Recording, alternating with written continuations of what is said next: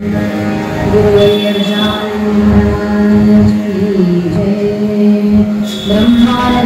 परमं केवलं ज्ञानमूर्तिं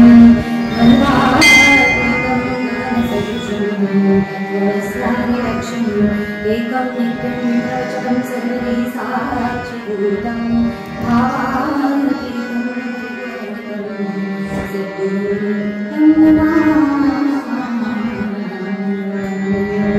गुरुर्ब्रह्मा गुरुर्विष्णु गुरुर्देवो महेश्वरः गुरुः साक्षात् परब्रह्म तस्मै श्री गुरुवे नमः।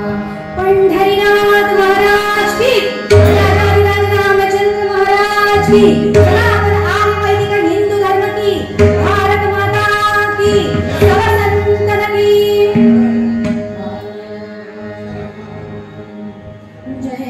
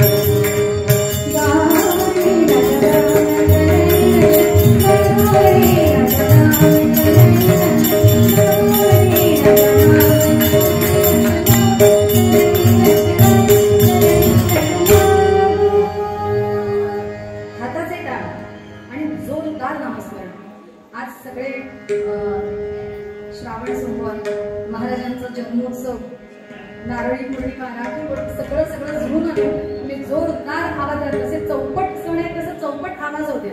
जय जय राम कृष्ण जोरात आवाजाने टाळायचा. राम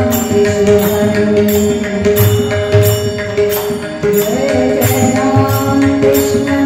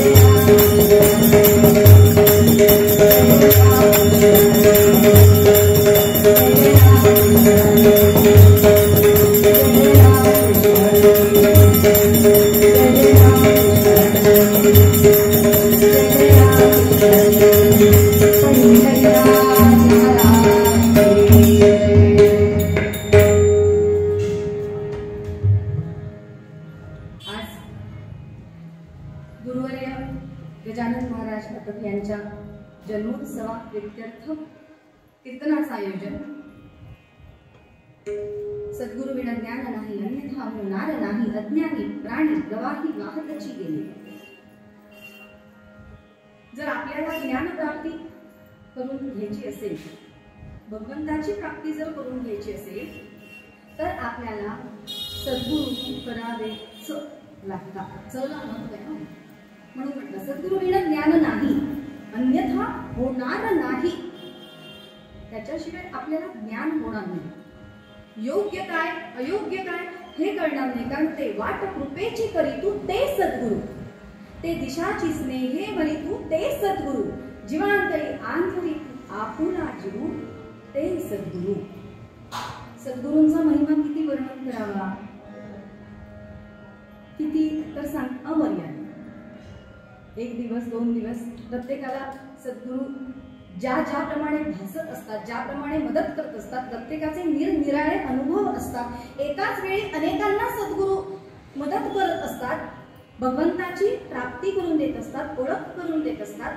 अशा सद्गुरूंना आम्ही कधी कधी जाणत नाही. मग त्यांना जाणायचं म्हणजे काय करायचं ते आजच्या पूर्वरंगात बघायचं आणि सुंदर अशा कथाभागाकडे मिळायचं.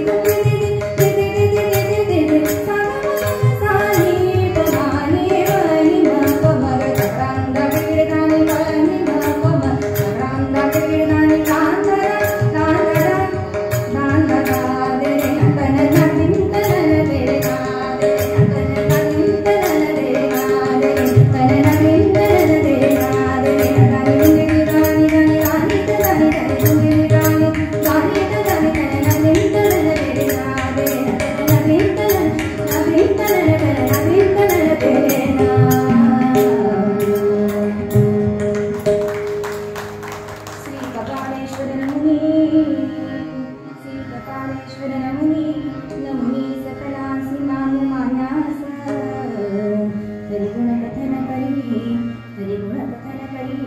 शिष्या हरिहर देव संत दासास जय जय रघुवीर समर्थ जाणो सद्गुरुपाय आम्ही जाणो सद्गुरुपाय। जाणो म्हणजे काय? जाणलं पाहिजे। तुम्ही आम्ही सद्गुरू ना जाणलं पाहिजे म्हणजे सद्गुरूंनी सांगितल्याप्रमाणे आपलं वागणं घडलं पाहिजे। ज्याप्रमाणे सद्गुरू आपल्याला मार्ग दाखवतात, मगाशी म्हटल्याप्रमाणे सद्गुरूंशिवाय ज्ञान होत नाही। ज्या मार्गावरून आपणाला ते जायला सांगतात त्या मार्गावरून आपण गेलो की मग आपल्याला भगवंताची प्राप्ती होते। हे सद्गुरू कसे माहितीये का? त्यांचा एक हात भगवंताकडे आणि एक हात शिष्याकडे, बरं का? त्यांचा एक हात भगवंताकडे आहे आणि एक हात शिष्याकडे आहे। ते शिष्याला म्हणतात, दे मेरे हाथ में हाथ और इसी राह पर चल, दे मेरे हाथ में हाथ और इसी राह पर चल, चलने का तरीका बताता हूं मैं तुझे। कशा पद्धतीने चालायचं आणि त्या भगवंताला प्राप्त करून कसं घ्यायचं हे मी तुला सांगतो, पण इसी राह पर चल। गंमत अशी होते की तो जे मार्ग आपल्याला दाखवत असतात त्या मार्गावरून आपलं चालणं होत नाही, कारण की मनात अनेक शंका कुशंका अशा आपल्या मनात अनेक येत असतात। त्यामुळे सद्गुरू जो मार्ग दाखवतात त्यावरून चालत नसल्याने भगवंत जो आपल्याला लगेच भेटला पाहिजे तो भेटत नाही। मग त्याच्यासाठी काय केलं पाहिजे? जाणो सद्गुरुपाय आम्ही जाणो सद्गुरुपाय। परंतु आपली चिकित्सक वृत्ती ही गुरुमार्गात अडथळा आणते, बरं का? चिकित्सक वृत्ती, आता तर हे असं का ते तसं का, हे असंच का करायचं? खरं तर सद्गुरूंनी जे सांगितलंय ते तसंच ऐकायचं, जे सांगितलंय ते ऐकायचं, मग का म्हणून विचारायचं नाही। सद्गुरूंनी आज्ञा दिली ना म्हणजे करायचंच। श्रीमद श्री शंकराचार्य यांचं प्रवचन एकदा सुरू होतं आणि महाराज सांगत होते, सर्वांगी परमेश्वर आहे, त्यामुळे सर्वांच्या हृदयामध्ये परमेश्वर असल्यामुळे सगळ्यांना आदर भावाने बोला, सगळ्यांशी नम्रतापूर्वक वागा, प्रत्येकाच्या हृदयात भगवंत आहे, प्राणी मात्रांच्या सुद्धा हृदयात भगवंत आहे। हे असं सांगत असताना समोर जो एक शिष्य म्हणून घेणारा इसम बसलेला, असे बरेच असतात शिष्य म्हणून घेणारे, बरं का? त्यांनी आपल्याला म्हटलं पाहिजे तू माझा आहेस, परंतु आपण म्हणून घेतो मी शिष्य आहे, पण मी खरंच असंच शिष्य आहे का? कारण महापुरुषांचा पराभव शिष्यच करतो। याने ऐकलं आणि महाराजांना जाऊन विचारलं, काय महाराज आपण आत्ताच म्हटलात की सर्वांभूती परमेश्वर आहे, मग सगळ्यांच्या हृदयात असतो का? हो म्हणा, सगळ्यांच्या हृदयात। प्राण्यांच्या? हो, कुत्रा मांजर जे जे प्राणी समोर दिसतात सगळ्यांच्या हृदयात। खरंच? हो म्हणा। आता महाराजांनी सांगितलं म्हटल्यावर त्यावर विश्वास ठेवणं हे खरं शिष्याचं कर्तव्य आहे। शिष्याचं कर्तव्य काय? त्यांनी सांगितलेलं करायचं। समर्थ रामदासांनी अंबाजीला सांगितलं, शेंड्याकडे बसून फांदी तोड। तुम्ही आम्ही म्हटलं काय म्हटलं असतं? हे माणूस आहे, शेंड्याकडे बसून फांदी तोड सांगतायत, काय म्हणावं? असं म्हणतो म्हणून आम्ही खरे शिष्य होत नाही। तो अंबाजी होता, महाराजांनी सांगितलंय रामदासांची आज्ञा, शेंड्याकडे बसला, बाकीचे शिष्य म्हणाले वेडा आहे, कारण खाली विहीर होती, खाली विहीर होती, म्हणाले हा वेडा आहे, मरणार, आता विहिरीत पडणार आहे, मरणार। महाराजांनी सांगितलं याला काय नको, शेंड्याकडे बसून फांदी तोडतात का? सद्गुरूंची आज्ञा शिरसावंदे मानली, शेंड्याकडे बसला, फांदी तोडली, विहिरीत पडला, सगळे म्हणाले मेला, आता मेला, आता काय हा वरती येत नाही। परंतु रामदासांनी अंबाजी वर ये, तुझं कल्याण असो। ते कल्याण स्वामी जे सांगितलं खास धरा, विश्वास तयाचा देणार नाही दगा, पण तो दृढ विश्वास आपला नसतो। ही आपला मूळ दृष्टांत वेगळा सुरू आहे, त्याच्यात आलेला हा उपदृष्टांत आहे. शंकराचार्यांनी सांगितलं सर्वानुभूती परमेश्वर आहे. याला वाटलं आपण परीक्षा घ्यायची. गावात जातो का असे फिरतो का, काय करायचं. आणि त्या गावात एक सर्कस आली. त्या सर्कसची जाहिरात गावात चालली होती की उद्या या सर्कसमधला सर्वात मोठा हत्ती मिरवणुकीसाठी बाहेर पडणार आहे. सगळे जोरात ती जाहिरात त्याने ऐकली आणि म्हणाला बघूया आता काय करायचं. दुसऱ्या दिवशी ती जेव्हा मिरवणूक निघाली, मोठा हत्ती, त्यावर बसलेला अंकुश ठेवणारा माहूत, हत्तीवर जो अंकुश ठेवतो तो माहूत वरती बसलेला, आणि दूरवरून हत्ती येत होता. पाठीमागे सगळी पोरं नाचत होती. काय मिरवणूक जी होती ती चालू होती. आणि हा ज्याच्या मनात शंका आलेली की शंकराचार्यांनी सांगितलं सर्वानुभूती परमेश्वर आहे, खरंच असेल का, शंका मनामध्ये आलेली. आणि त्याने विचार केला परीक्षा घ्यायची. छोटे हो, गुरूंनी सांगितलेल्या वचनावर शंका घेणं हेच आधी पहिलं पाप आहे. ही पहिली चूक. आणि परीक्षा घ्यायला गेला ही दुसरी चूक. गेला समोर आणि हत्ती जसा समोर जवळ यायला लागला, हा बरोबर मध्यभागी जाऊन उभा राहिला आणि म्हणाला महाराजांनी सांगितलंय सर्वानुभूती परमेश्वर आहे, तर हत्तीच्या हृदयात पण असला पाहिजे. बघूया काय करतो मला हत्ती. जर त्याच्या हृदयात परमेश्वर आहे तर त्याने मला काही केलं नाही. उभा राहिला. जसा हत्ती जवळ येऊ लागला तसा हत्तीवर बसलेला माहूत सांगतोय बाबा रे कोण आहेस, बाजूला हो, बाजूला हो. पण याला परीक्षा घ्यायची होती. हा आहे ना माहूत पुन्हा सांगतोय अरे बाजूला हो, बाजूला हो. तरी तसाच उभा राहिला. हत्ती जवळ आला आणि अशी सोड ज्याला उचलणार म्हणून वरती केली, धूम फुकली तिथून. उड्या मारत कळला, बिचारा धडपडला, खरचटला आणि धावत शंकराचार्यांकडे आला. महाराज आत येऊ का? या म्हणाले. काय झालं? आपण प्रवचनामध्ये सांगितलं सर्वानुभूती परमेश्वर आहे, सगळ्यांच्या हृदयात परमेश्वर वास करून असतो. बरोबर. हत्तीमध्ये असतो का? तो विचारतोय हत्तीच्या हृदयात परमेश्वर असतो का? महाराज म्हणाले असतो का? सकल प्राणी मात्रांच्या हृदयात म्हणजे हत्तीमध्ये सुद्धा परमेश्वर आहे. महाराज आज गावामध्ये आलेल्या सर्कसीतील हत्तीची मिरवणूक चालू होती आणि त्या हत्तीच्या मी समोर जाऊन उभा राहिलो. हत्तीच्या हृदयात जर परमेश्वर आहे तर तो हत्ती मला मारायला कसा आला? मला सोंडेने उचलून फेकून देणार होता. मी कसा जीव वाचवण्यासाठी पळालो. मग त्या हत्तीच्या हृदयातली परमेश्वराने मला वाचवलं कसं नाही, मला मारायला कसा निघाला? शंकराचार्य हसले. म्हणाले बरोबर बोलतोयस बाळा, पण मला सांग जेव्हा तू हत्तीच्या समोर गेलास तेव्हा कोणीतरी तुला बोललं का? हो म्हणाले. हत्तीवर अंकुश ठेवणारा जो माहूत बसला होता तो मला सांगत होता बाजूला हो, बाजूला हो, पण मी झालो नाही, मला परीक्षा घ्यायची होती.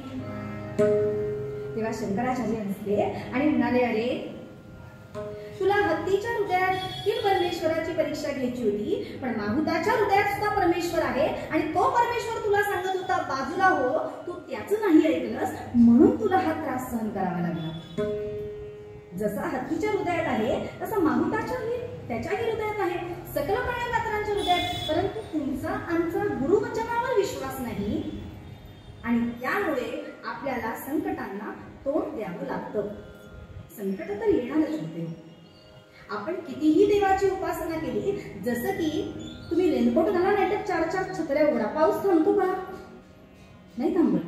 पावसापासून आपलं संरक्षण होतं तसं हरिनाम रूपी गुरुकृपा रूपी छत्री जर आपल्या जवळ असेल तर त्या संकटापासून आपलं संरक्षण होतं. नवे तर त्या संकटाला तोंड देण्याचं धैर्य आपल्या अंगी येतं. जाणो सद्गुरु पायानु, जाणो सद्गुरु हे सद्गुरु पुन्हा आम्हाला किती मार्गदर्शन करतात. अहो जर विचार केला तर खरंच चिंतन करूया. मी मागे पण चिंतन झालं तेव्हा म्हणते गुरुवरंग हा चिंतनच करायचं. रात्री 12 वाजता संकट आले. आपण असा विचार करतो आता गुरुमाऊलीला नको त्रास दिले. 12 वाजले, 1 वाजलाय, रात्रीचे 2 वाजले, विचार नाही. 1 वाजू दे, 2 वाजू दे किंवा 3 वाजू दे, संकट आलं की गुरुमाऊली धावा, मारतो की नाही हात सगळेजण आणि गुरु सेवा करायची आली की माझ्या सवडीनुसारच. मला जर सवड असेल तर मी करणार, मला सवड नसेल तर नाही करणार. पण गुरूंनी मात्र मी हात मारल्या लगेच धावत आलं पाहिजे. हे तुमचं आमचं वागणं योग्य आहे का? जो गुरु तुम्हा आम्हाला सुखदुःखात साथ देत असतो, सुखाच्या क्षणात व्यथा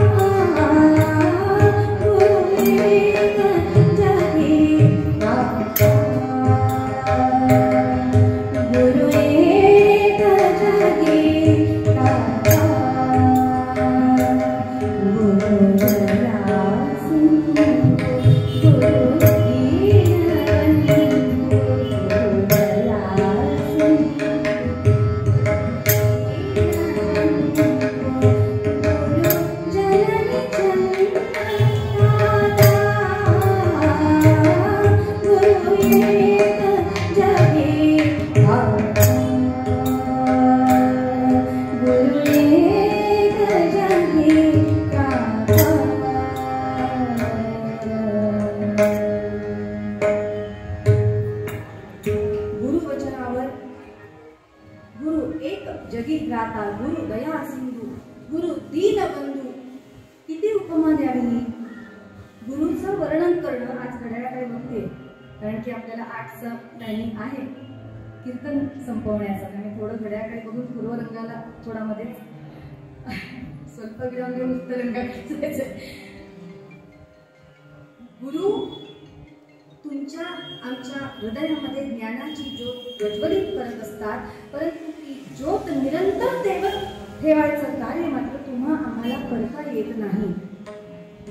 एक दिवस गंगा नदी जी वाहत वाहत वाहत वाहत वाहत येते, ती सागराला जाऊन येते, नाही का? वाहत वाहत येते आणि सागराला जाऊन येते. एक दिवस एक इसम या नदीकडे आला आणि या नदीला म्हणतोय, तू वेडी आहेस का नदी? खरंच तू वेडी आहेस? का? मला का असं म्हणतेस? मी का वेडी? इतकं सुंदर गोड पाणी, स्वच्छ असं तुझं पाणी, आणि तू त्या खारट सागराला जाऊन पितेस? अगं तुझं वेगळं असं स्वतंत्र अस्तित्व निर्माण केलंस तर तू मोठी नाही का होणार? तू त्या सागराला मिळतेस आणि तुझं गोड मधुर पाणी खारट नाही का होत? खरंच तू वेडी आहेस ग.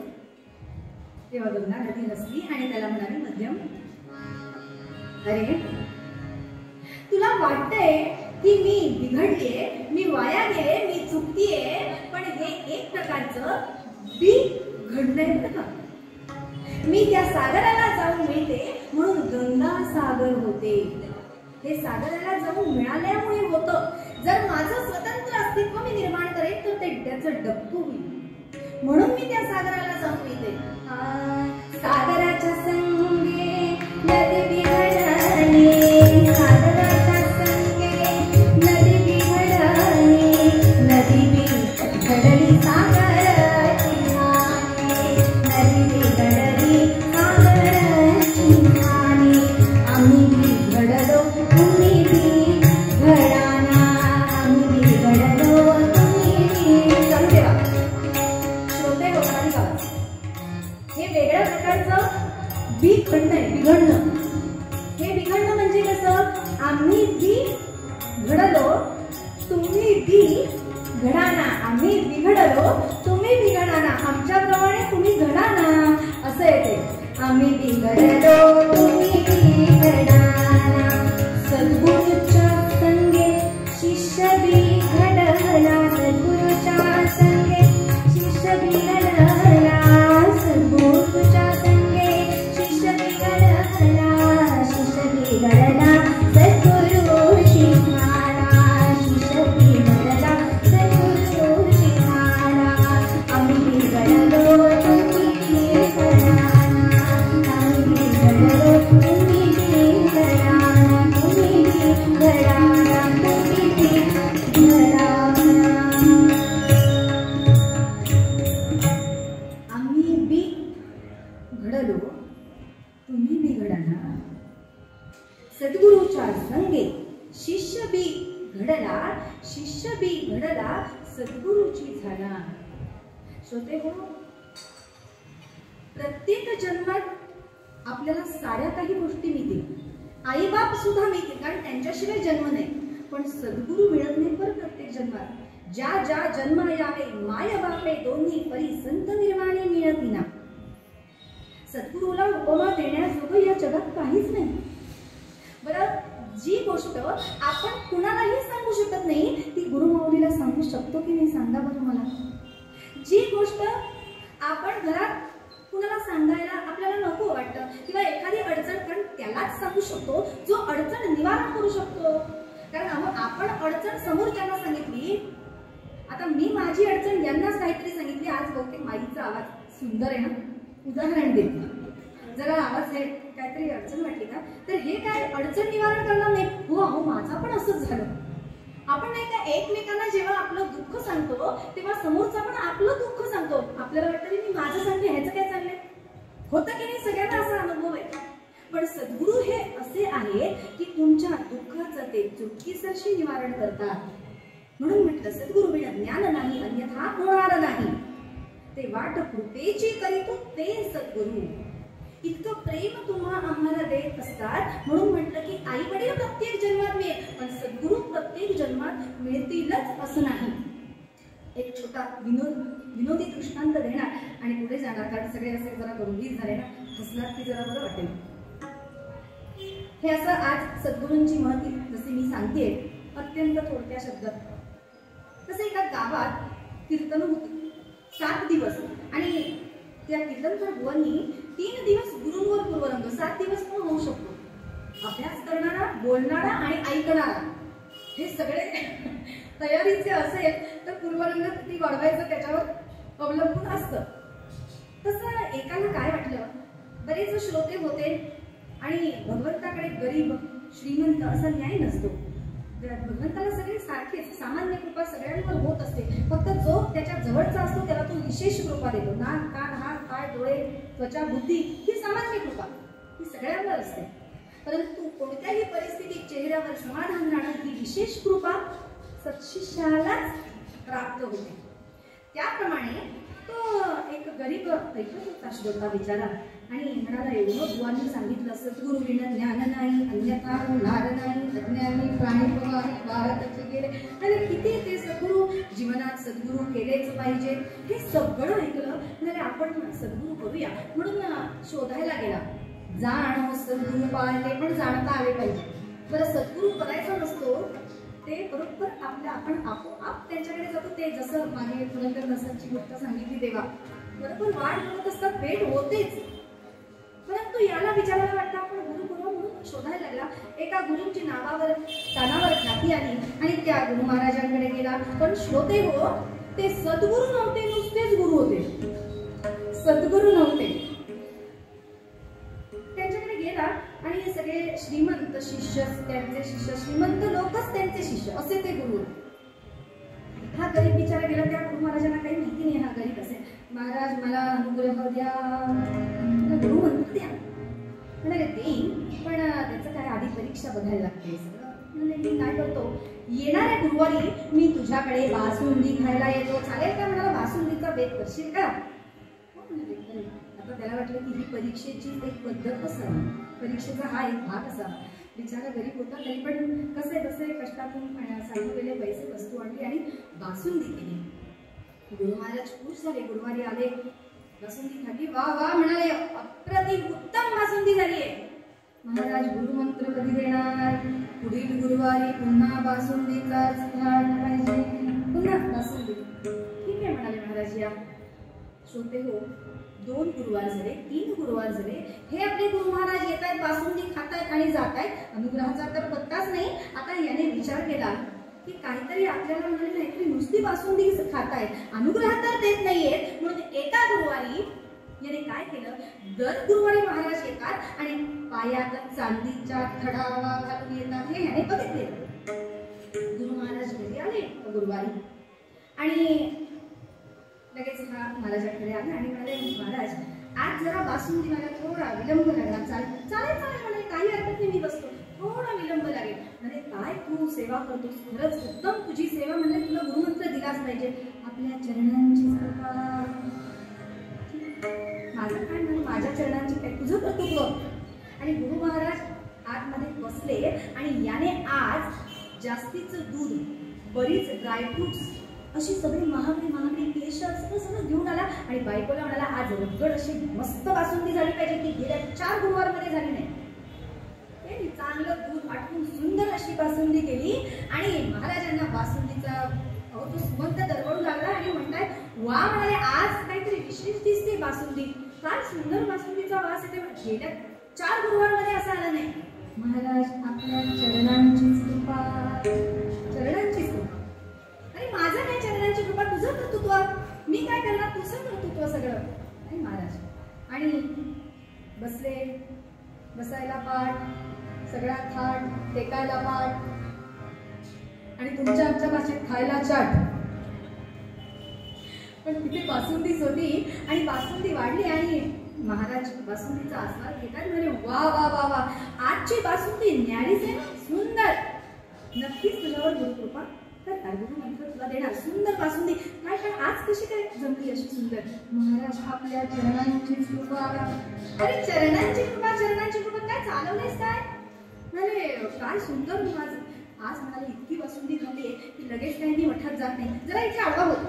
ठीक आहे म्हणाले महाराज, आरामात विश्रांती घे. विश्रांती घेतली. संध्याकाळी उठले आणि महाराज आता म्हणाले मी मठात जातो. चालेल, काय उत्तम म्हणाले वेद महाराज, चरणांची कृपा. काय सारखं म्हणाले, तुझं सगळं, तू आज पत्नीने सुंदर म्हणजे तुमचे कष्ट सगळे. आणि बाहेर येताय आणि आपल्या खडाला शोधताय. चांदीच्या खडाला दिसल्या ज्या ठिकाणी ठेवल्या त्या ठिकाणी दिसेना शोधते हो. खडाला दिसेना म्हणलं. महाराज म्हणत, अरे माझ्या खडाला कुठे, इथेच तर ठेवलेला, गेल्या कुठे, गेल्या कुठे? म्हणाला, महाराज अहो कधीपासून सांगतोय, आज बासुंदीची झाली आहे. चरणांची कृपा, चरणांची कृपा, चरणांची कृपा.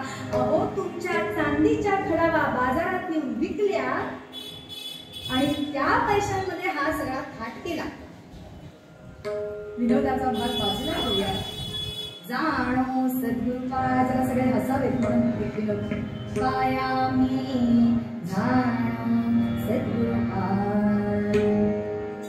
सद्गुरूला उपमा द्यायची जर झाली तर जगात कोणतीच वस्तू नाही.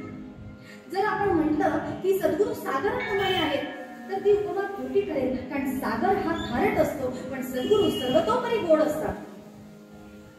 जर आपण म्हटलं की सद्गुरू हे आई वडिलांप्रमाणे आहेत तरीही ती उपमा खोटी ठरेल, कारण आई वडील हे जन्ममरणाच्या चक्रात अडकवतात आणि सद्गुरू जन्ममरणाच्या चक्रातून सोडवतात. जर आपण म्हटलं सद्गुरू परिसासारखे आहेत तर परिस ज्या लोखंडाला परिस सत्व देतो तो दुसऱ्याला परिस करू शकत नाही, परंतु सद्गुरू ज्या शिष्याच्या मस्तकावर आपला हस्तक ठेवतो तो दुसऱ्याला गुरु, स्वतः गुरु होऊन दुसऱ्याला शिष्य करू शकतो. त्यामुळे सद्गुरूला परिसाची सुद्धा उपमा देता येत नाही. सद्गुरूला उपमा देण्याजोगी या जगात दुसरं काही नाही. सद्गुरू हे सद्गुरू सारखेच. किती महिमा वर्णन करावा. अशा या सद्गुरूंची गाठ आपणाला घडली म्हणून आपण भगवंताचे आभार मानायचे आणि त्या भगवंताची ओळख हेच सद्गुरू आपल्याला घडवून देतात. कसे देतात, कसे सद्गुरू आपल्याला पाठीशी उभे असतात आणि कसे संकटातून बाहेर काढतात हे आपण कथाभागात बघायचंय. म्हणून मूळ पद्यात हाराची वेळ झाली आहे असं म्हणतात. जाणो सद्गुरू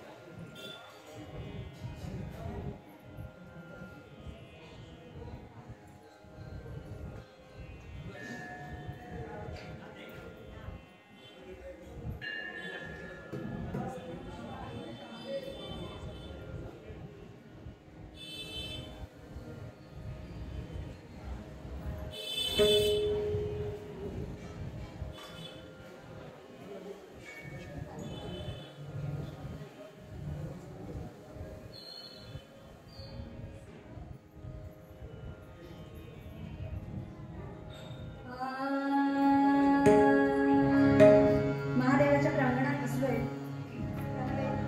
त्याला आवडणाऱ्या देवाचं भजन करायला पाहिजे. रघुपती राघव राजाराम सोपं भजन. रघुपती राघव राजाराम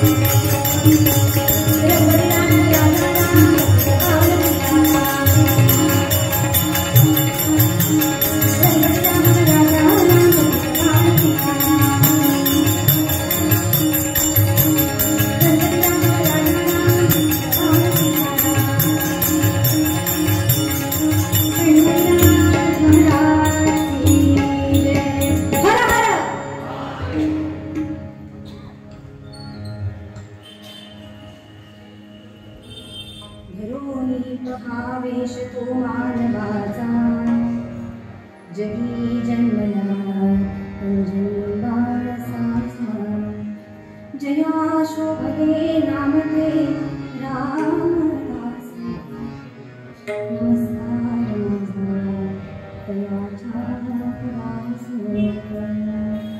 श्रीराम समर्थ श्रीराम समर्थ. मराठवाड्यात जायचे सगळ्यांनी कल्पनेच्या पंखाने आणि जांब नावाचं गाव आणि सूर्याजीपंत ठोसर आणि त्यांची पत्नी राणूबाई इथे सुद्धा एक नररत्न जन्माला यायचे. बरं अजून आपल्या कथेत जन्माला यायचे.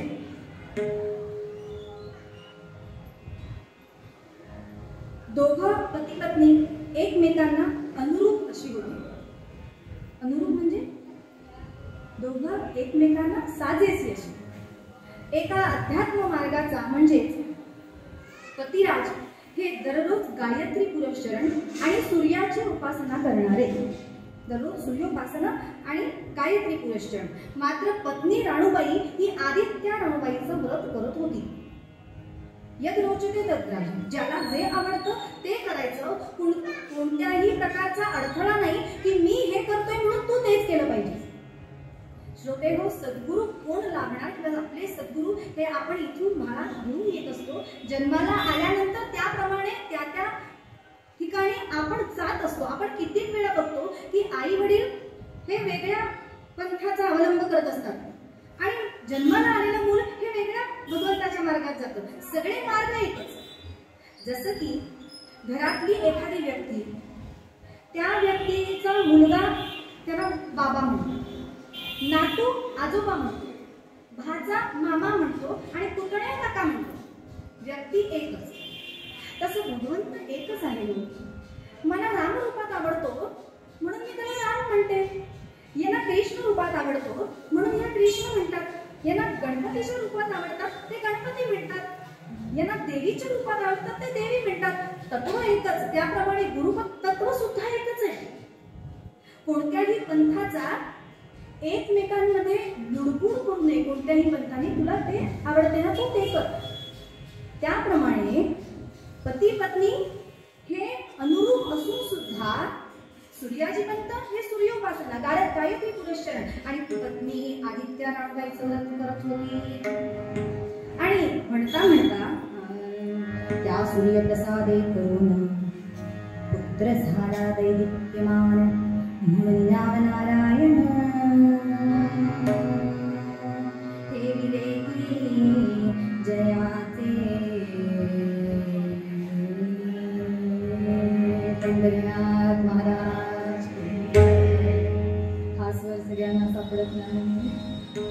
दासगण महाराजांच्या सगळ्या कविता आहेत. पण त्या सूर्यप्रसादे करून पुत्र झाला दैदिप्यमान म्हणून नाव नारायण हे विवेकी जयाचे. मोठा गंगाधर पंत आणि त्याच्यानंतरचा हा नारायण असं नाव ठेवलं आणि आई प्रेमाने नारोबा म्हणायची. परंतु जन्मापासूनच अत्यंत वांड व्रात्य मस्तीखोर आणि आई म्हणायची अरे नाऱ्या नारोबा अरे नीट वा. रोज अनेकांच्या तक्रारी आज नारोबाने असंच केलं, आज नारोबा हेच करतोय. कंटाळली हो आई. नारोबा अरे नाऱ्या नाऱ्या नाऱ्या अरे नीट वा, नीट वागत जा रे. आणि असं हे व्रात्यपूर्व एक दिवस सकाळी घरातून जे बाहेर पडलं ते दुपार झाली. सूर्य डोक्यावर आला तरी घरी आलं नाही. आता पोरग घरात दुपारी जेवायला नेहमी यायचं. नारोबा बाहेर गेला तरी दुपारी जेवायला घरी यायचा हे आईला माहित होतं. पण आज दुपार झाली तरी नारोबा आला नाही म्हणून आईला वाईट वाटलं. आणि आई शोधते नारोबा कुठे गेला, माझा नारोबा कुठे, नारोबा कुठे. अख्ख्या गावात शोधते, नारोबा मिळाला नाही. संध्याकाळ झाली तसं आईला वाईट वाटू लागलं. हो, अत्यंत वाईट वाटलं. कारण आई अतिशय मायाळू होती. संतांमध्ये पण जात असते. बरं, जात म्हणजे तुम्हाला आम्हाला अभिप्रेत असलेली जात नाही. हा, तुकाराम महाराज जरा मायाळू असतात नाही का. मंबाजी कोणी मारलं तरी त्यांना हळद तुम्ही लावा.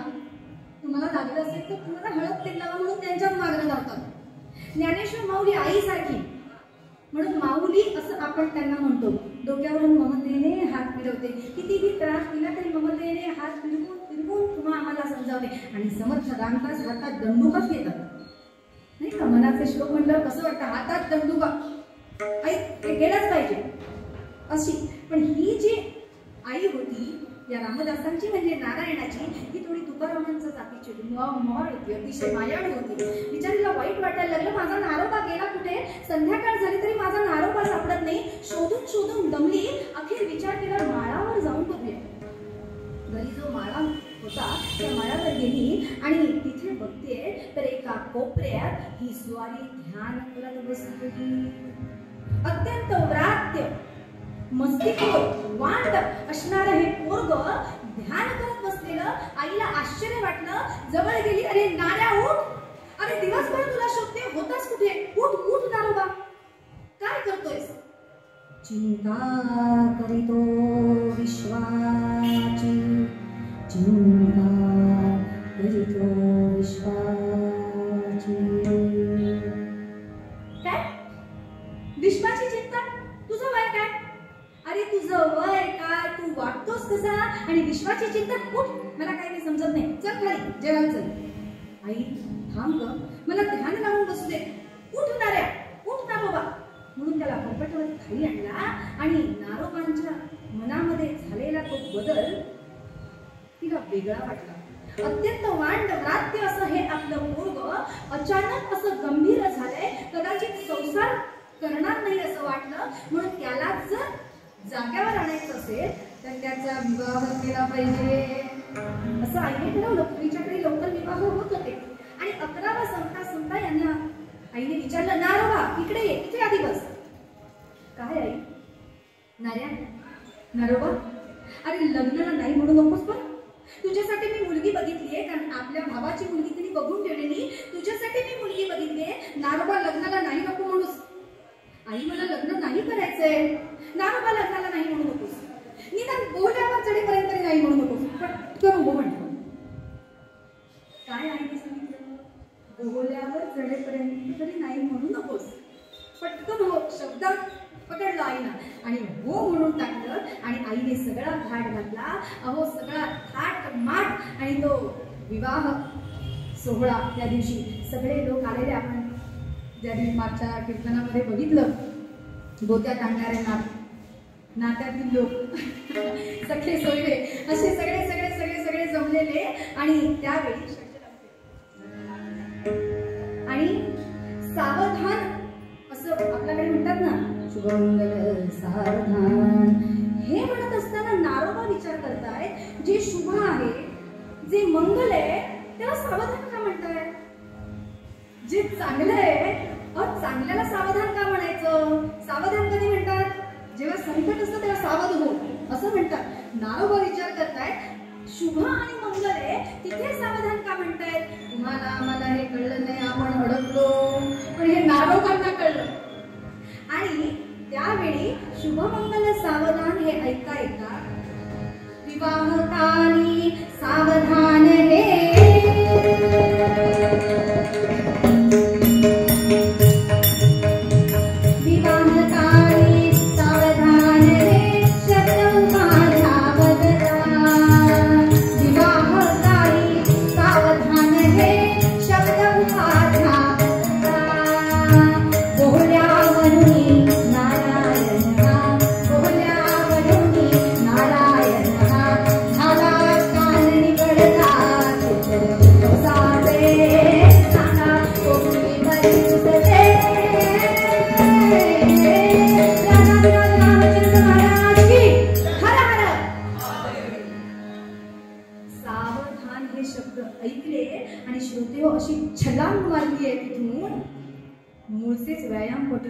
जो दंड बैठका काढणारे, अशी एक उडी घेतली, कुणाच्या अंगावर, कुणाच्या खांद्यावर, कुणाच्या पायावर, पळाला पळाला पळाला पळाला पळाला नवरदेव, पळाला नारोबा, पळाला.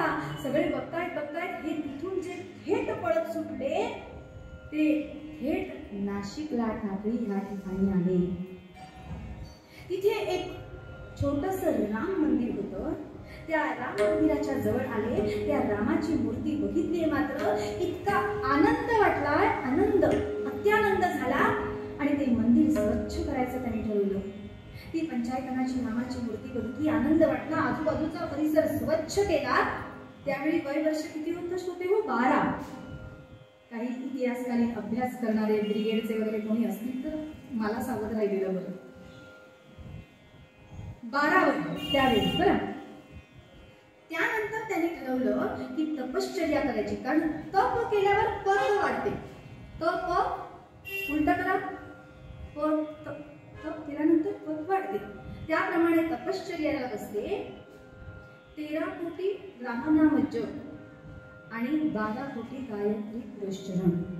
हे त्यांनी तिथे केलं आणि करता करता 12 वर्षांनी, म्हणजे आधीची 12 आणि पुढची 12, बरोबर 12 वर्षांनी प्रभू रामचंद्र प्रकट झाले आणि समोर येऊन उभे राहिले आणि भग्रहण केलं. डोक्यावर मस्तकावर हात फिरवला. उठ, काय पाहिजे तुला असं म्हटलंय मात्र, आणि हात जोडले आणि नारोबा सांगताय, रामा रामा, मला सामान्य माणसासारखा 4 भिंतीतला संसार करायचा नाही रामा. मला अज्ञान अंधकारात चाचपडत असणाऱ्या लोकांच्या हृदयात ज्ञानाची ज्योत तेवढायची. समुद्राच्या असंख्य असणाऱ्या लाटा आणि त्या असंख्य लाटातून एक सूर्यबिंदू असा चमकतो आणि सगळा तीव्र नाश करून टाकतो. त्यामुळे त्यासारखा अज्ञान अंधकाराचा नाश मला या मानवी देहातून रामा करायचंय. रामा, मी हे तर नाही करू शकत. मला आस आहे तू हिमाचल फिरायचंय. पहा या घरांची घरे कल्याण करी रामराया. रामा, जर तू माझ्या सोबत असशील ना, तू जर मला आशीर्वाद दिलास ना, तरच हे कार्य या मनुष्य देहातून मी करू शकतो. रामा, देशील ना मला आशीर्वाद? होईल ना हे कार्य माझ्याकडून? अरे होईल ना म्हणून काय विचारतोस? नक्कीच होईल, तथाच तू म्हणून मस्तकावर लगेच आपला हस्त ठेवलाय. आचरुनी तपश्चर्येना रघुनंदन अपुला केला सासची. आचरुनी तपश्चर्येना रघुनंदन अपुला केला सासची. प्रकटला पुढे श्रीराम, प्रकटला पुढे श्रीराम, प्रकटला पुढे श्रीराम, सुजन श्याम अभिलोकानी, हा भवसंकट बाळे सासची.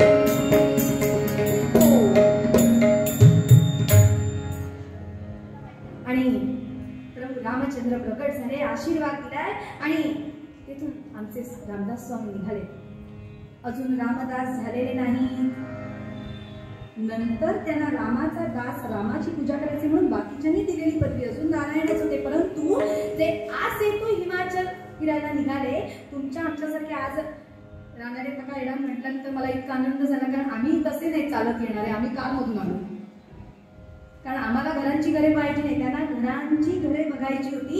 अज्ञानात सापडलेल्या जनतेला ज्ञानमार्ग दाखवायचा होता. त्यामुळे पायी निघालेत आज तू हिमाचल भ्रमण करायला.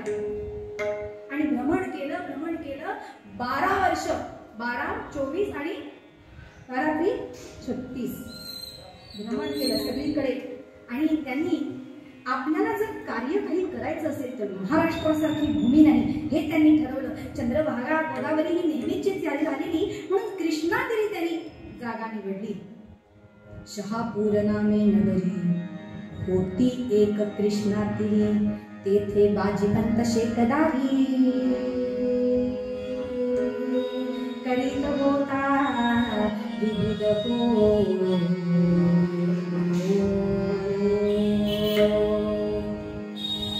कृष्णाद्री असलेल्या शहापूर नावाच्या गावामध्ये हे आले. येता येता त्या बाजूला जर तुम्ही बघितलात त्या कृष्णाद्रीच्या बाजूला तर अनेक हनुमंताची, रामाची अनेक देवळं वसवत आली. बरं, देवळं पाहिजेतच. मध्ये तर कोणी सांगितलं उदबत्तींचा सुवास प्रदूषण निर्माण करतो. काय एकेकाच्या अकलेचे तारे तोडताना काही समजत नाही. गाडीतून एवढा दूर जातो त्याचं काय नाही, आणि उदबत्तीचा सुवास प्रदूषण करतो. काय बोलावं? पंढरीनाथ महाराज की जय. त्या शहापूर नगरात आले आणि या शहापूरमध्ये एक बाजीपंत नावाचा शेकदार, निजाम काळात जसं आता सेक्रेटरी असतो ना तसं निजाम काळात शेकदार हे पद होतं आताच्या सेक्रेटरी सारखं. आणि हा बाजीपंत शेकदार जो होता तो इतका भ्रष्टाचार करायचा, इतका भ्रष्टाचार निजाम काळात, इतका भ्रष्टाचार, खा पैसे खायचा आणि मोठा वाडा बांधलेला. आमच्या कीर्तनकारांच्या जवळ काही असे छोटे छोटे दृष्टांत असतात. एका राजाने म्हणे एका चोराचा सत्कार केला. बरं, एका राजाने एका चोराचा सत्कार केला शाल श्रीफळ देऊन. सगळ्यांना आश्चर्य वाटलं, राजाने चोराचा सत्कार कशासाठी? तू इतक्या वेळा चोरी केलीस परंतु कधीच पकडला गेला नाहीस म्हणून तुझा सत्कार, कधी पकडलाच गेला नाहीस म्हणून सत्कार केला. विनोदाचा भाग सोडा, हा बाजीपंत असा फ्रॉड करायचा. आणि या बाजीपंताचा मोठा वाडा होता. आणि एक दिवस आमचे रामदास स्वामी त्या ठिकाणी आलेत आणि त्या बाजीपंताचा मोठा तो वाडा बघितलाय आणि त्यांच्या लक्षात आलं हा बाजीपंत कसा होता.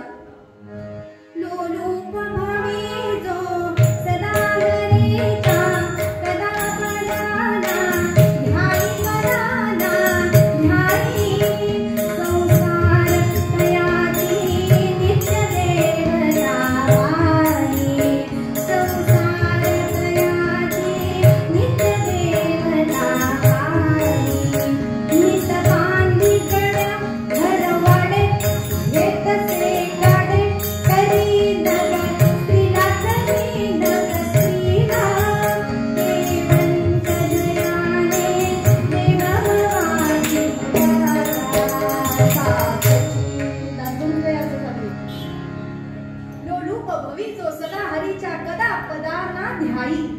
सदा हरीच्या पदा कदा ना ध्याई संसार पयाची नित्य देवता पाही. याची देवता कोण? संसार. नित बांधी गड्या घर वाडे घेतसे गाडे. म्हणजे त्यावेळी हे नसणार, त्यावेळी बैलगाडी वगैरे घोडागाडी आणि काही विशेष असतील. परंतु आताच्या काळात बघायचं झालं तर गाड्यांवरून माणसाची श्रीमंती ठरवते. पूर्वी माणसांवरून माणसाच्या वागण्यावरून ठरायची. आता दारात किती गाड्या आहेत त्यावर त्याचं मन कसं असेल असं ठरलं जातं. परंतु हा बाजीपंत जो होता नित बांधी नवीन नवीन वाडे बांधायचा हो, नवीन नवीन गाड्या. गाड्या किती? पत्नीला बाजारात जायला एक गाडी, स्वतःला तो शेकदार होता ना निजामाकडे जायचं त्याला एक गाडी, मुलांना गुरुगुरी सोडायला एक गाडी. किती गाड्या लागतील? तरी घरात गाड्याच लावलेल्या, अनेक प्रकारच्या गाड्या. वाडे बांधायचा आणि हे सगळं बसलं तर तिथे तू फ्रॉड करायचा सगळं असा तरी सगळा पैसा गोळा केलेला. आणि एक दिवस समर्थाची सेवका वक्र आहे असा सर्व भूमंडळी कोण आहे म्हणा जयाची लीलावरती लोककिंदी नुपेशी कथा रामदासाभिमानी श्रीराम समर्थ श्रीराम समर्थ म्हणा श्रीराम समर्थ. एकदा हे रामदास स्वामी गिरत गिरत या शेकदाराच्या घरासमोर आले. पहाटेची वेळ 4:30 वाजण्याची, 4:15 4:30 या दरम्याने आले. आणि त्यावेळी त्याची पत्नी सतीबाई ही अंगण सारवते. सारविता सारबाई जुने कीर्तन म्हणायचे, ऐकलेले आहे. सारविता सार अयोध्येचा रामबाई येणार सारवण करत होती. बरं तुम्हाला आश्चर्य वाटेल, एवढ्या गाड्या घ्यायचा, एवढे वाडे होतात, पण बायको सारवायची. बायको गडी नव्हते ठेवलेले.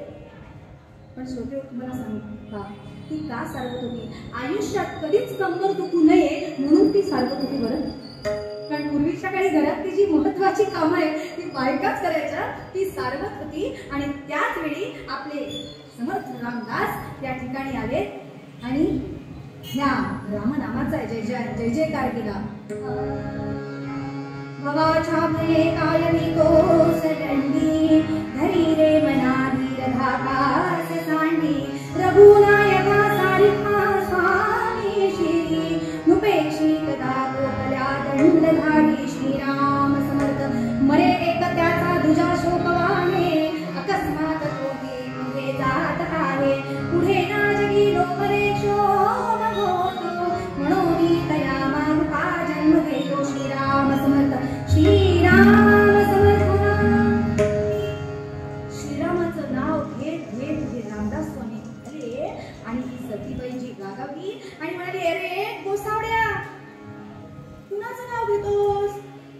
अरे हे अमंगळ नाव घेऊ नको. अरे हे असं अमंगळ नाव घेऊ नकोस. कुठलं तरी भावगीत म्हण, आणखी काही म्हण. तिचा काय समज होता, हे रामाचं नाव फक्त शेवटीच म्हणतात असं तिचा समज होता, शेवटीच. आणि बऱ्याच जणांना मर शब्द न, श्लोक म्हटला ना, मरे एक त्याचा दुजा शब्द, मर शब्द न सांगतो. मर हा शब्द सहन होत नाही लोकांना. तिला संताप आला. ती म्हणतीये, अरे जो गोसावड्या, अरे माझ्या भरलेल्या घरात आलास आणि हे कसलं नाव घेतोस, बंद कर तुझं तोंड, चालता हो इथून. आई मुली, अगं रागावू नकोस. अगं माझ्या रामाचं नाव घेतोय मी, रागावू नकोस बरं. असं म्हटल्यावर ती रागावली आणि म्हणते, बस कर आता, तुझं तोंड बंद कर. नको बोलूस रे जोगड्या, नको बोलूस रे जोगड्या, नको बोलूस रे जोगड्या. मला भरते भरल्या भरी, मला भरते भरल्या भरी. ही मशीद मडकी नसे, ही मशीद मडकी नसे. भरे पोरांनी ओसरी, भरे पोरांनी ओसरी. सुना करतात वेणी म्हणी, सुना करतात वेणी म्हणी. बळी सुनिया म्हणल्या खरी. आग लागो तोंडात तुझ्या, आग लागो तोंडात तुझ्या. निज मेल्या ताळे करी, निज मेल्या ताळे करी. अरे गोसावड्या, अरे माझ्या वाड्यासमोर हे असं अमंगळ नाव घेऊ नकोस. आता थोड्या वेळाने माझ्या सुना येतील, त्या वेणी खेणी करायला इथे बसतील. घरात धान्याने कणग्या भरलेल्या आहेत, माझी नातवंड येतील, ती अंगणात खेळतील. हे प्रसन्न वातावरणात हे असं अमंगळ नाव घेऊ नकोस. चालता हो बघा, इथून चालता हो पहिला. आई आई रागावू नकोस. अगं तुला काय वाटलंय मध्ये मध्ये. आई अगं माझ्या रामाचं नाव अमंगळ. जेथे होईल श्रीरामाच्या नावाची गर्जना, अशुभते तेव्हा सदा राहिना. अशुभते तेव्हा सदा राहिना. राम नामाची दोन अक्षरे, तारक अवभाजना. मनोनी राम नाम नित म्हणा, मनोनी राम नाम नित म्हणा. नामेच जागला शांत प्रभू दुर्जनी. नामेच तरविला गोदातनी. जगी हेच नाम हे, काम हे सत्वरी. नामे तरल्या शिळा जलावर टाकूया जडपणा. मनोनी राम नाम नित म्हणा, मनोनी राम नाम नित म्हणा. मनोनी राम नाम नित म्हणा. आई आई अगं माझ्या नावाचं नाव अमंगळ नाहीये, अगं मंगल नाव आहे. आई म्हण ना गं, म्हण तू म्हण बघू श्रीराम. मुली म्हणायचे, आई म्हणायचे, प्रेमाने म्हणायचे श्रीराम म्हण. श्रीराम समर्थ, श्रीराम समर्थ. अरे तुला सांगितलं ना, नको हे रामाचं नाव घेऊस, नको म्हणूस. मलाही म्हणायला होते, जा चालता हो. नको म्हणून सांगता हिरुनी तेच का बोलसी. वनीय मन जोगड्या, मुळीच नाही लाज किती. मुखासी खेळ घालवी, वळवळून ये जीभती. शिकूनी मग ये शिके, सकल सज्जनांची प्रीती. श्रीराम समर्थ. अरे जा चालता हो इथून. किती वेळा तुला सांगायचं, हे अमंगळ म्हणू नकोस. जा, माझ्या आता सुना उठतील, मुलं बाळं अशी बाहेर येतील. नको रे, जा रे तू. आई आई अगं असं म्हणू नकोस. म्हण श्रीराम श्रीराम श्रीराम. अरे नको, पास कर. कल्याणानां विधानं कलिमलमथनं पावनं पावनानां. म्हणा म्हणा. सपतिपदपदग्राप्ते प्रस्थिनस्य विश्रामस्थानरेकं कविवरवचसां जीवनं सज्जनानां बीजं वर्णगमस्य प्रभवतु भवतां भूतये राम नाम श्रीराम समर्थ. अरे नको रे गोसावड्या, नको रे. किती वेळा सांगितलं, शेवटी किती वाट बघणार ती. शेवटी तिने ठरवलं की काय करत होती श्रोते. ते जे शेण सारवत होती ते सारवताना हातात पोतेरं घेतलेलं. आता मुलांना पोतेरं दाखवायला लागेल चित्रात. ह्याला पोतेरं म्हणतात. पुष्पशेण करायला जे वापरतात, आमच्या लहानपणी होती घरात जमीन, त्यामुळे आम्ही ते करायला वापरायचो कोकणातलं माहेर असल्यामुळे. मग ते पोतेरं तिच्या हातात होतं. ते असं पोतेरं तिने हातात घेतलं. पोते करी पोते पोते करी पोते तेच तिने फेकिले बहुरागे. पोते करी पोते तेच तिने फेकिले बहुरागे. स्वामी मुखावरी परी, स्वामी मुखावरी परी झाला संतोष त्याचा योगे. राम राम राम हरे हरे राम राम राम राम सीतापते राम राम राम राम राम राम राम सीतापते राम राम.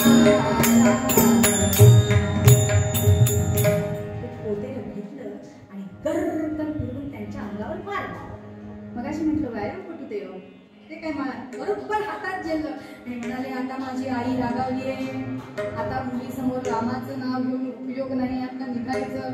म्हणून तिथून निघाले. आणि छोटे हो, तिथून निघून त्या कृष्णा दिली द्यावी. गोमूत्र गोमयामध्ये ते लडबडलेलं त्याचं क्षार असतात बरं, ते अधिकाधिक स्वच्छ होत जातं. ते लडबडलेलं असलेलं ते त्या कृष्णा नदीच्या पाण्यात असं असं असं खळबळवलंय, स्वच्छ झालं. आणि त्याचे काकडे करायचे ठरवले. काकडे सुद्धा आता बऱ्याच जणांना माहित नसतात. काकडे करायचे ठरवले. काकडं ते गावी लावतात ना, अशा माहिती असेल आपल्याला, काठीला घेऊन लावलेले. ते काकडे करायचे ठरवले आणि ते वस्त्र ते पोतेरं घेऊन त्या रामाच्या देवळात आले. आणि रामाला म्हणतायत, रामा हे पोतेरं जसं स्वच्छ आहे ना, तशीच माझी ही मुलगी सुद्धा स्वच्छ आहे बरं.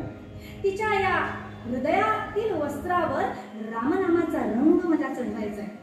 मध्यम रामा, आजच्या काकडातीला हेच मी पोतेरं याचाच काकडे म्हणून वापर करणार. आणि रामा, आता तिला आपल्या मार्गात आपण आणायचे. मान्य करा हा देवा आता का रामा देवा का सीता सीता होई जगतवते ना. गोमयाने धुवून वस्ता शुद्ध केले, वस्ता शुद्ध केले. विरोध भक्ती जगते त्याने मगते भिजविले. बळी बळी होते तरी बहुते जरा अर्पियने रामा जरा अर्पियने. त्यावित वस्ता दिली आल्या काकडे केले.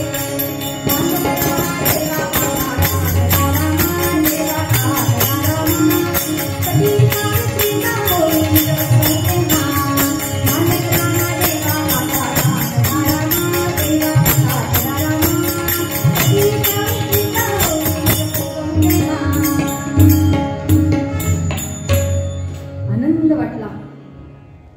आणि श्रोते हो, गंमत अशी झाली. हा जो बाजीपंत होता मगाशी म्हटलं, लोलूप घरी जो सदा हरीच्या पदा कदा ना ध्याई कदा ना ध्याई. संसार तयाची नित्य देवता पाही. संसार हीच त्याची देवता. नेहमी नवीन नवीन वाडे बांधायचे आणि गाड्या घ्यायच्या आणि बायकोला नवनवीन दागिने करायचे. पूर्वीचे कीर्तनकार जसं सांगायचे, अगो माझी तू अवघो गो तू बायको, मला नको बाप तुला नको सासरा, तुझाच मला आसरा बायको. मला नको आई तुला नको सासू, आपण दोघं बसू बायको, मला नको बहीण तुला नको नणंद, आपण करू आनंद बायको. असा हा बाजीराव होता बरं. शेखदार असा होता. लुलू सारखा नवीन नवीन काढे, नवीन सगळं. सोनूबाबा दांडेकरांची अशी आठवण, यांचे गुरु, बरोबर ना. आठवण सांगितली जाते की ते कीर्तनाला फिरत असताना एका गावी गेले आणि जे यजमान होते त्यांच्या बरोबर तो यजमान सगळे असे वाडे आपण इथे जागा वगैरे दाखवत तरी बोलता बोलता एवढंसं तोंड केलं, असं लहान तोंड केलं. सोनूबाबा दांडेकर विचारलं, काय रे बाबा तुला काय झालं, अचानक कोण एवढंसं केलंस, काय झालं काय. म्हणाले, काय सांगू, या गावातल्या सगळ्या जागा माझ्या जागेवर आहे, माझ्या नावावर आहे, पण ही समोरची दिसते ना, ही थोडी, ही फक्त माझ्या नावावर अजून झाली नाही, ती कधी होईल याची मी वाट बघतोय. सोनूबाबा म्हणाले, बाबा रे एवढं सगळं जाताना किती लागते, जाताना लागते किती जागा, परंतु हे कळत नाही. आपल्याला वाटतं आम्हाला कळलंय, पण तुम्ही आम्ही पण हेच करत असतो बरं. आणि असा हा बाजीपंत शेतदारवर तिथे पैसे खात होता, सगळे फॉन करत होता. पण एक दिवस आज बरंच काम आणि एक दिवस असं झालं, निजामशाही जागृत झाली. 12 वर्षांनी याने जो हा घोळ घातलेला तो त्यांच्या दृष्टीस आला. आदिलशाही तप्त विजापूर गादिबाच्या गादी रियासत मुसलमानाची, बेधुंद कायदा धुंद गोपी गोल लागत कवनाची, खिलाफत हमेशा पैशाची. सरदार अमीर उमराव, सरदार अमीर उमराव, गणपती अडचण खुर्चीला, कायदा मुजमर देना. तसा करून जो सैन्य जयावर बहाल मर्जीची, गरिबा आठवणुक्याची. आदिलशाही तप्त विजापूर गादी बादशहाची, रियासत मुसलमानाची, बेधुंद कायदा धुंद होती ओ लागत कवनाची, खिलाफत हमेशा पैशांची. सरदार अमीर उमराव, गणपती अडचण खुर्चीला. समजून जा, सरदार अमीर उमराव, गणपती अडचण खुर्चीला. असं म्हणतात, मुरलेला जो सरकारी अधिकारी असतो त्याच्या चालण्यावरून आणि शरीरावरून माप काढणं, तो त्याच्या शरीरावरून कळतो तो किती मुरलेला आहे. गणपती अडचण खुर्चीला, कायदा मुळीच मरूनी गेला. आणि ठरवलं, बादशाहने फरमान काढलं, जाओ गिरफ्तार करो, वो बम्बर है ना उसको गिरफ्तार करके ले आओ. हे सगळे निघाले. बादशहाने हुकूम सोडला म्हणजे काय, सगळे निघाले आणि ह्या शिकदाराच्या घरी आले. घाबरला बाजीपंत, घाबरला. मी जो म्हणत होतो, माझी बायको, माझी माणसं, माझी आई, हे कोणीही सोडवायला आले नाही. आत वाड्यात शिरले, कारण आज्ञा होती.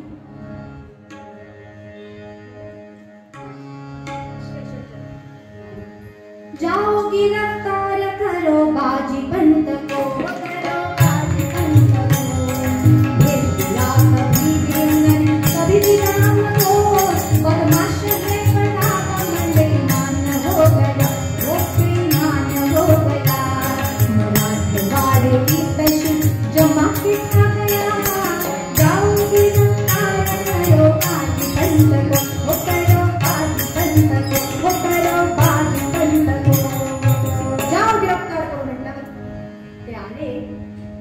बेड्या पाडल्या, हातात पायात वाळण्यापोळीची आठवण झाली. माझ्या माणसांसाठी मी आजवर सगळं करत आलो, पण आता ह्या क्षणाला माझ्या बरोबर कोणी येत नाहीये.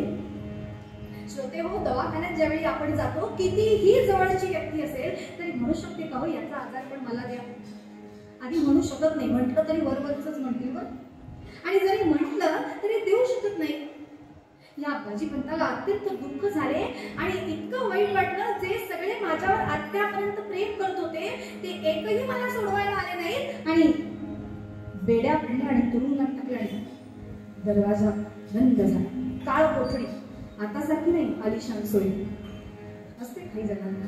पंढरीनाथ महाराज, त्याच्यात सूर्याचा एकही किरण जाणार नाही. संपूर्ण अंधार आणि ज्यावेळी बाहेर पडणार त्यावेळी फाशी किंवा सूट याच्यापैकी एक काहीतरी ठरले. अत्यंत दुःख झालं, पश्चाताप झाला, वाईट वाटलं. आणि इकडे रामदासांना कळलं. त्यांनी रामाला साकडं घातलं आणि प्रभू रामचंद्रांना रामदास स्वामी म्हणतायत, रामा हा माणूस आपल्या कामाचा आहे. हा जर आपल्या मार्गात आला ना तर इकडची दुनिया तिकडे करून ठेवेल. आपल्या कामाचा माणूस आहे, त्याला सोडवलं पाहिजे. त्याला पश्चाताप झालाय. आता रामा हा बंध तुम्हालाच सोडवायचा. मी का म्हणून सोडवू? प्रभू रामचंद्र रामदासांना सांगताय, मी का म्हणून सोडवू? तू तो बंध सोडव. नाही नाही देवा, हा बंध तुम्हालाच सोडवायचा आहे आणि त्या बाजीपंताला सोडून तुम्हीच आणायचंय. ठीक आहे. प्रभू रामचंद्र म्हणाले, ठीक आहे मी जाईन, पण वेश तुझा घेऊन जाईन. तुझा घेऊन जाणार वेश? ठीक आहे म्हणाले. लगेच प्रभू रामचंद्रांनी रामदासांचं रूप घेतलंय. बरं सुंदर असं रामदासांचं रूप घेतलंय आणि प्रभू निघाले. श्रीराम राम जय राम जगन्निवासा, सीतापते रघुवीरे जगद्विलासा, हे रावणांत कविगो रघुराज राजा, दासा तमोस वरदे करणाऱ्या, श्रीराम समर्थ म्हणा, श्रीराम समर्थ. आणि सुंदर असा वेश घेतलाय आणि हा बादशहाच्या दरबारात. श्रोते, गंमत अशी झाली की बादशहा आपल्या सिंहासनावर बसलेला होता, आसनावर, आणि दूरवरून येणारे ते रामदास स्वामी बघितले. रामदास स्वामींच्या रूपात असलेले प्रभू रामचंद्र. त्याला रामदास स्वामी, पण रामदास स्वामी पण त्यांना माहित नव्हते. परंतु दूरवरून येणारी ती व्यक्ती बघितली आणि आज बादशहालाच काय वाटलं, आपल्या आसनावरून उतरला आणि धावत धावत गेला आणि असा मुजरा करू लागला. बादशाह ने मुजरा किया, कौन है ये बमन? अरे कहां से आया है? क्या सूरत है, क्या शक्ल है, खुद ब खुद खुदा ही नजर आ रहा है. कौन है ये बमन? है कौन? जाओ पूछो उसके, कौन है ये बमन? असं म्हटलंय आणि बादशहालाच कळलं नाही. धावत गेलाय, दोन्ही हात जोडले आणि आसनावर आणून बसवलं आणि चरणाशी नतमस्तक झाला आणि विचारतोय हात जोडून, काय सेवा करू? बादशहाने विचारावं. आधी रामदासांचं रूप आणि तत्व कोण होतं आतमध्ये? प्रभू रामचंद्र. लगेच या रामदासांनी, रामरूपी रामदासांनी सांगितलं, अरे बादशहा, तू कुणाला तुरुंगात टाकलेस? कुणाला बेड्या घातल्यास? शेतदाराला. हो म्हणाले, त्याने पैसा खाल्लाय, फ्रॉड केलाय, म्हणून त्याला तुरुंगात डावलाय. तेव्हा रामदास स्वामी म्हणाले, अरे त्याने पैसे खाल्ले असं तुला वाटलं, पण त्याने पैसे खाल्ले नाही, सगळा सारा वसूल केलाय. ते बघ पेटाळे म्हणून सगळे येत आहेत. मधल्या लोकांनी गोंधळ केला. मागेच बाजीपंताने महार भला धाडला, मागेच बाजीपंत. आवाज अत्यंत कमी ठेवा, शब्दांकडे लक्ष द्या. मागेच बाजीपंताने महार भल्या धाडला, देऊन रकमती सारी नाही गाफील कधी राहिला. करी चालता चालता मोहवाडीत होऊनी पांगळा झाला, त्याने पंत पुढील कुंडला. चालता बरी रस्त्यात होऊनी वाट, पांगळा झाला. लक्षात येते का? चालू ठेवा. तो सांगतोय, रामदास स्वामी सांगतायत, अरे बादशहा, मागेच बाजीपंताने एक भल्या नावाचा महार झाडलेला, भल्या नावाचा. तो रक्कम घेऊन येत होता, परंतु रस्त्यात चालता चालता मोहवाडी नावाचं गाव लागलं. चालता परी रस्त्यात मोहवाडीत होऊनी वाट, त्याला वाट झाला आणि तो पांगळा झाला. मोहवाडीत होऊनी वाट, पांगळा झाला, त्याने पंत पुढील कुंडला. चित्ताजी पंत देसाई दुर्वर्तनी देऊ गावला. काय म्हणताय? चित्ताजी पंत देसाई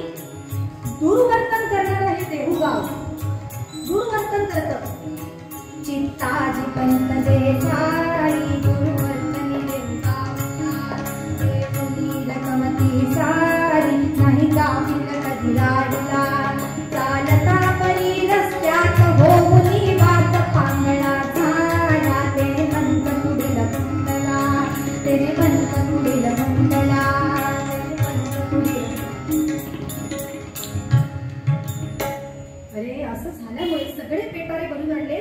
तो मोहवाडीत गेला ना म्हणून, नाही तर हृदयाने तो चांगला होता. पण ते दुर्वर्तनी नावाच्या देहू गावात शिरला, मोहवाडी लागली आणि म्हणून त्याच्याकडनं अशा चुका घडल्या. जा त्याला सोडून आण. लगेच ते बोलणं ऐकलं आणि सोडवायला सांगितलं. इकडे त्या बंदीशाळेचं दरवाजा उघडला. याला वाटलं आता बहुतेक फाशी किंवा सुळावर. विचारलं काय शिक्षा आहे, फाशी की सुळावर? नाही म्हणाले, सत्कार करायचंय. सुभेदार पद जाऊन शेगदार जाऊन सुभेदार होणारा. तुम्हाला म्हणाले बढती मिळाली. बढती कुणी? म्हणाले एक योगी आलाय, तुमच्या बाजूने एक योगी आलाय आणि सगळा सारा त्याने वसूल करून आणून पेटारे आता आणून दिलेले आहेत.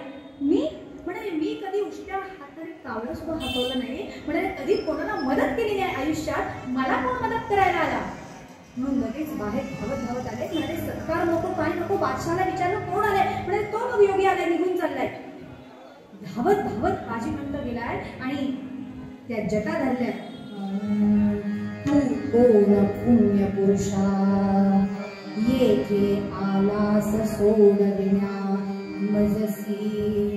प्रभू म्हणे तव कांतेचा नोकर पुढतीन विचारणे अंते. कोण आहेस तू पुण्यात्मा? म्हणाले मी तुझ्या बायकोचा नोकर.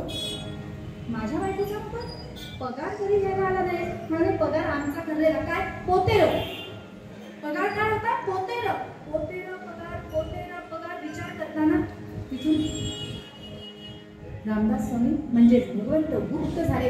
हा शोधतोय कोण आणि काही समजेना आणि धावत निघाला. आणि श्रोते हो इकडे ह्या सतीबाईला वाटलं. म्हणाले बघितलं तो गोसावडा आला, इतक्या वर्षात कसे पकडले गेले नाही? तो गोसावडा आला ना म्हणून ते पकडले गेले. कुठला अधिकार? कारण गळतं कुठे तर मिठाच्या पोत्यावर, नाही का? तसं कुठला संबंध कुठे लावला सांगता येत नाही. म्हणाले तो जो गोसावडे येत होता ना त्याच्यामुळे म्हणाले अटक झाली. आता काय करायचं? ते म्हणाले नवस करूया. बायकांना नवसाची फार आवड असते, सगळेच करतात पण त्याला बायका त्याच्यात जास्त.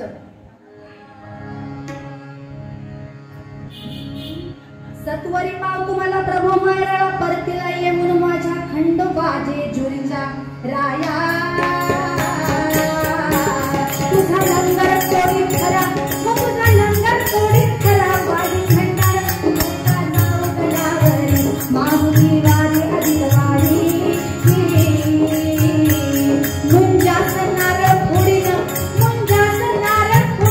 कोंबडे वाहिन लोका बेतार देवाला. मनीत मागावन मनकाला.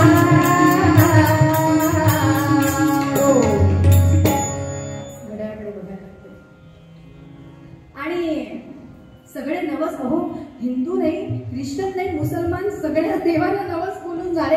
परंतु काही बाजीपंत सुटून येणार. दुःख झालं आणि सकाळच्या वेळी समर्थाची सेवका वक्र आहे, असा सर्व भूमंडळी कोण आहे. जयाची लीलावती लोक त्यांनी, उभेची बधारा मला साविमानी. श्रीराम स्मृत आई म्हण श्रीराम, मुली श्रीराम म्हण. गोसावड्या आल्यास अरे माझ्या नवऱ्याला तुझ्यामुळे अटक झाली आणि हे नाव घ्यायला सांगतोय. अरे तू आलास ना तेव्हापासूनच अटक झाली.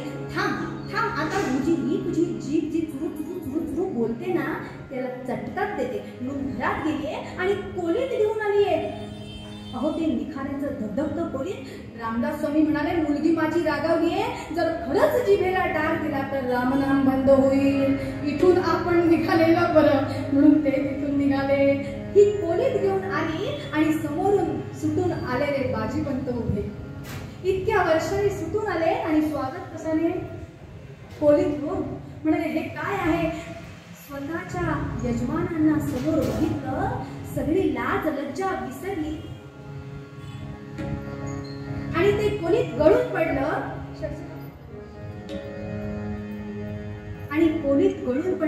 आणि आपल्या नवऱ्याच्या जवळ आलाय आणि विचारते तुम्ही कसे काय आलाय? सतीला त्या पाहून कधी बाई हो, सतीला त्या पाहून सती बाई हो, बघून कंठा मारित मिठी पा.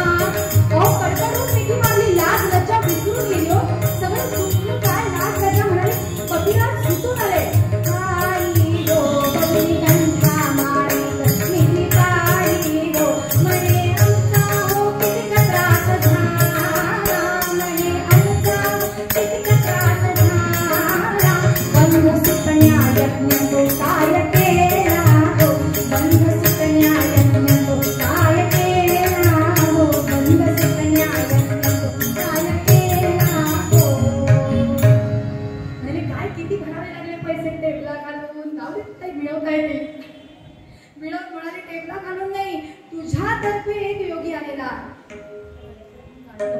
तुझ्यातर्फे एक योगी आला, त्याने मला सोडवलं. माझ्यातर्फे कोण? अगो एक आलेला आणि वर्णन केलं. मोठ्या जटा, केस पाठीवर असे धुळत होते, चेहऱ्यावर अप्रतिम तेज, मुखावर हास्य, हातात दंड आणि सारखं श्रीरामाचं नाव घेत होता. त्याने मला सोडवलं.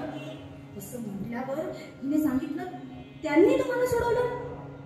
लगेच वाईट वाटलं की ज्याला आपण नावं ठेवली, ज्याला कोलीत लावायला निघालो, त्याने माझ्या पतिराजाला सोडवलं. म्हणून धावत दोघे हात धरून पळतायत का, तर त्याला सोडवण्यासाठी.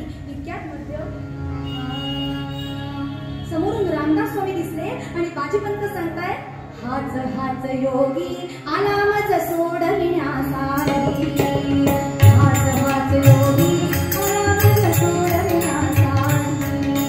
बादशहाने अत्यादराने तयासी मुजरा केला. बादशहाने अत्यादराने तयासी मुजरा केला. सौव्याची ती रक्कम पटली, सौव्याची ती रक्कम पटली, करुणी मोकळा थैला. हाच हाच योगी आला मज सोडविण्यासाठी. हाच हाच योगी काय करू मी कौतुक याचे, दुष्ट करी दुष्कामा. काय करू मी कौतुक याचे, शिष्ट करी दुष्कामा. निसंशय हा मनुष्य नसावा, निसंशय हा मनुष्य नसावा, राम कुवडीवाला. हाच हाच योगी आला मज सोडविण्यासाठी. हाच हाच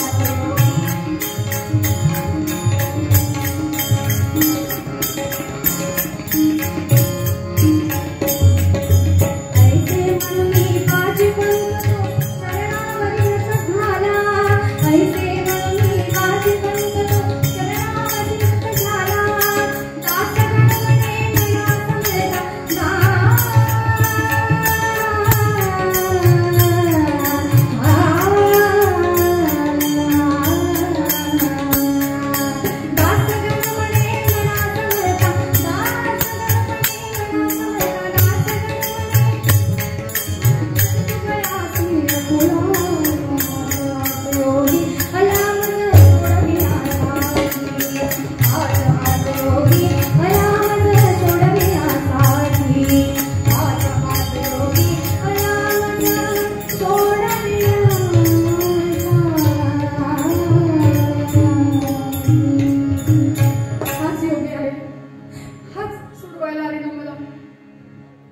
म्हटल्यावर धावत गेले आणि पती पत्नीने साष्टांग नमस्कार घातलाय आणि पश्चातापाचे डोळ्यातून अश्रू वाहू लागले.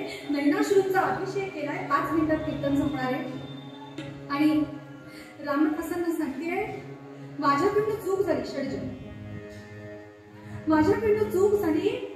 मी तुम्हाला किती त्रास दिला, मी एवढा त्रास दिला तरी तुम्ही मला क्षमा केली आणि माझं कुंकू तुम्ही वाचवलं. असं म्हटलंय. असे दोन्ही हात घेतले आणि असे जमिनीवर दांडीशी आपटले. कान हात हे झडले कडे बाई जाते कान हात हे झडले कडे बाई असे म्हणून ती सती रडे बाई.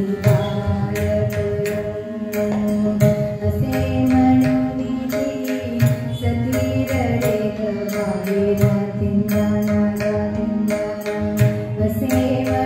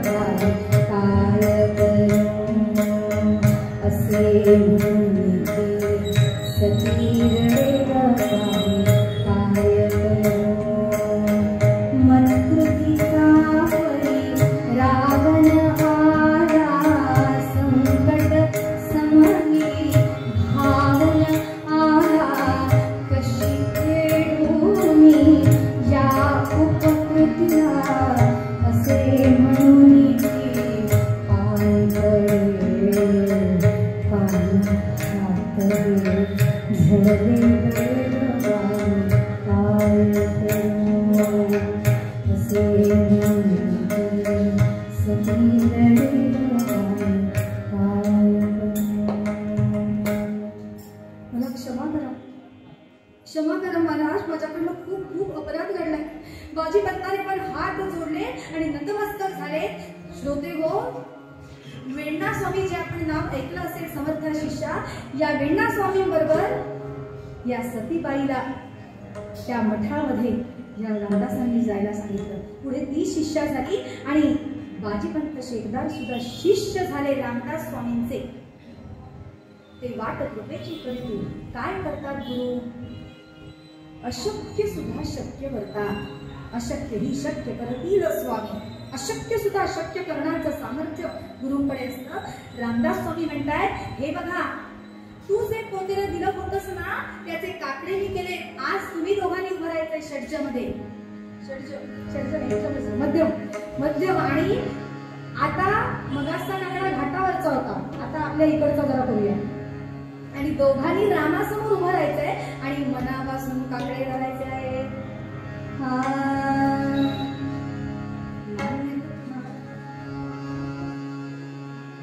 मान्य करा हा देवा आता काकडा रामा रे.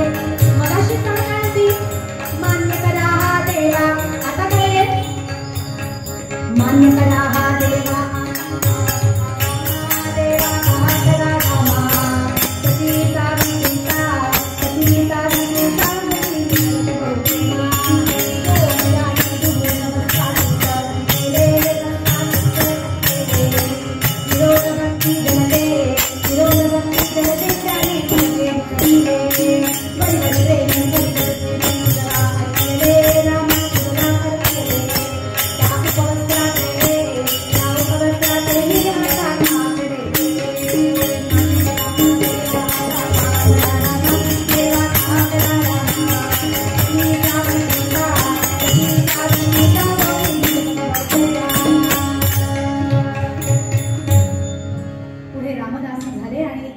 जीवनाचं सोनं झालं.